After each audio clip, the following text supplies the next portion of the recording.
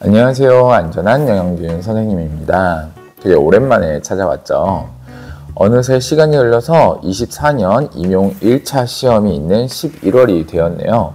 공부하시는 많은 선생님들께 응원과 힘이 되고자 임용 2차 심층 면접 문제에 관한 정보를 공유하러 이렇게 찾아왔습니다. 이번에 다시 면접 바이블 25년 버전이 개정되었으니까 임용 준비하실 때 많이 참고해 주시면 좋겠습니다. 그럼 바로 본론으로 들어가서 올해는 어떤 문제가 임용 2차에 출제될 수 있을지 학교 현장의 경험과 함께 공유해 드리도록 하겠습니다. 학교 현장에서 근무하는 교사로서 올해 이것만큼은 꼭 공부하고 가셔라 라고 말씀드리고 싶은 요소가 있습니다. 바로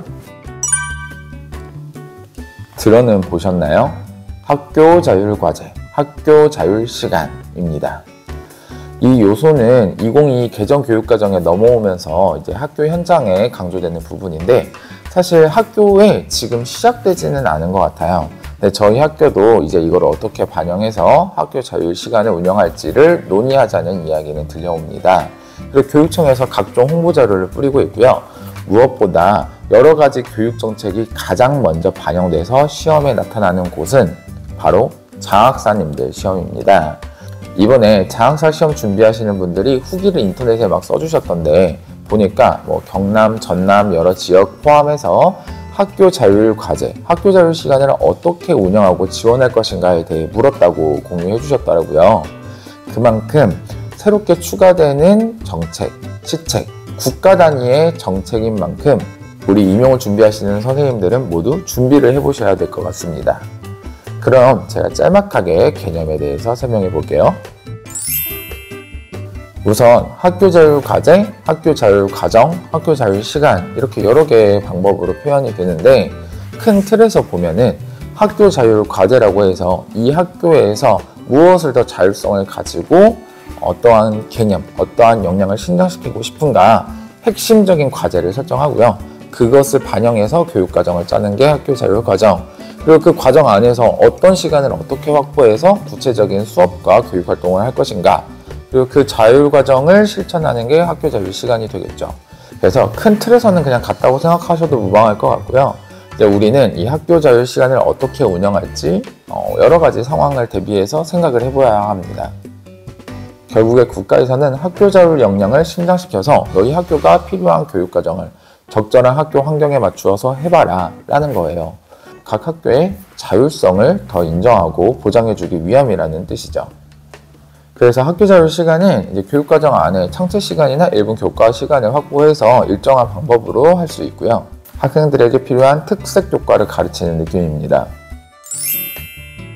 그 목적은 학습자의 주도성, 학교의 자율성과 책무성을 기르는 것. 이로 인해 학교에 적합한 교육을 실천할 수 있도록 도와주는 게 목적이고요.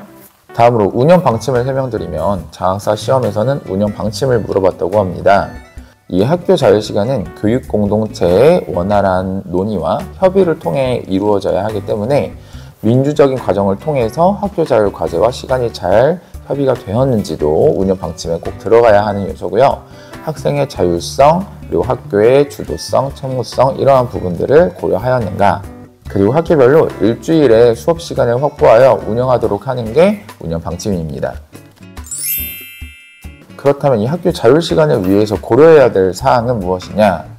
특성, 요구사항, 기대, 학교의 여건 등등 여러 가지 조건이 있을 텐데요. 이 부분은 제가 여기 화면에 띄워드리겠습니다.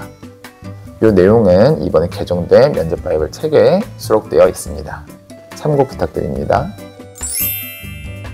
다음으로는 학교 자율시간을 운영하는 형태에 대해서 알아보겠습니다. 첫 번째로는 지역을 연계하여 지역의 문화나 환경 여건을 활용하는 방법이고 두 번째로는 교과 통합 설계입니다. 실제 상황이나 여러 교과가 필요한 상황을 제시하여 학생들이 탐구하며 학교 자율시간을 운영하는 방법입니다.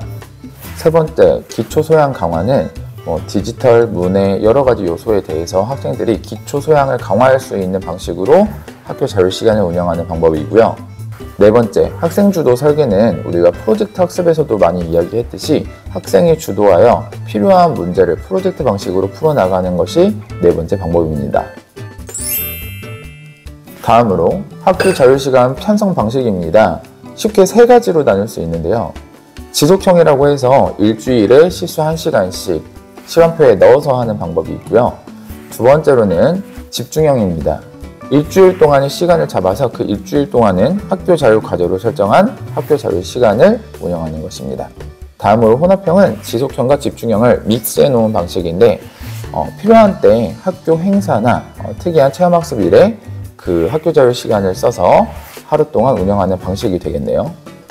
이 혼합형은 다양한 교육과정이나 학교 행사와 연관 지을 수 있다는 장점이 있겠습니다. 마지막으로 이 학교 자율 시간을 운영하기 위한 단계를 설명해 보겠습니다. 첫 번째 준비 단계에서는 설문을 통해 그리고 의사소통장을 마련하여 학교 구성원, 교육공동체가 원하는 학교 자율 과제를 선정하라는 내용이고요. 민주적 합의 과정을 통해서 의견이 도출되었으면 두 번째로는 설계입니다. 활동 내용을 선정하고 과목을 선정하고 이걸 어떻게 운영할지 그 계획을 설계해야 하는 단계입니다. 성취 기준 분석, 평가 계획 수립까지 전부 다 포함된 단계이죠.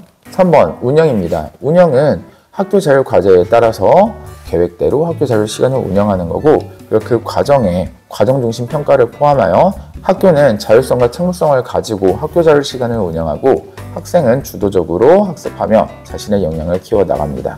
그리고 학교와 교사는 끊임없이 피드백을 제공해야겠죠. 네 번째 평가에서는 학교 자율 과정과 학교 자율 시간이 잘 운영되었는지 평가해보고 또 설문을 통해 의견을 수렴하고 평가회를 열어 다양한 의견을 듣습니다.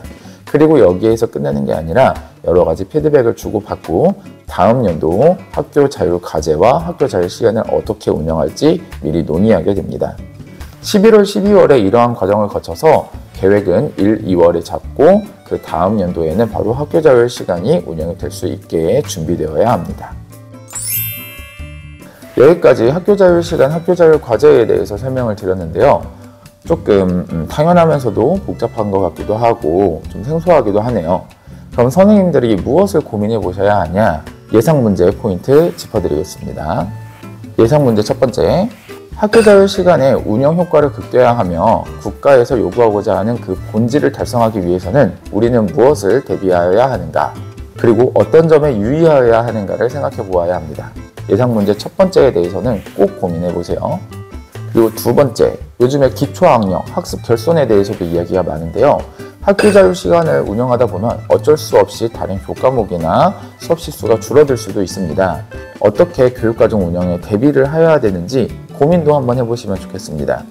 예상 문제로 연습할 때 나는 이러한 학교 자율 과제를 운영하고 싶어 라는 주제를 먼저 잡아보시고 그 학교 자율 과제를 운영하는 과정에 내가 맡은 교과목을 어떻게 잘 융화시켜서 학습 결손을 예방할 것인지 또는 오히려 학습 효과를 더 극대화할 것인지를 고민해 보시면 좋습니다. 오늘 제가 말씀드리고 싶은 부분은 다 말씀드렸는데요. 이번에 면접바이블 2025 개정판에는 자세하게 설명이 되어 있고 예상 문제와 기출 문제까지 잘 수록해 두었으니까 면접을 준비하실 때 꼭 활용해 주세요. 2025년 예비 선생님들의 임용 합격을 응원합니다. 단 한 분에게라도 도움이 되셨길 바라며 이만 물러가겠습니다. 모두 선생님들 현장에서 만나요.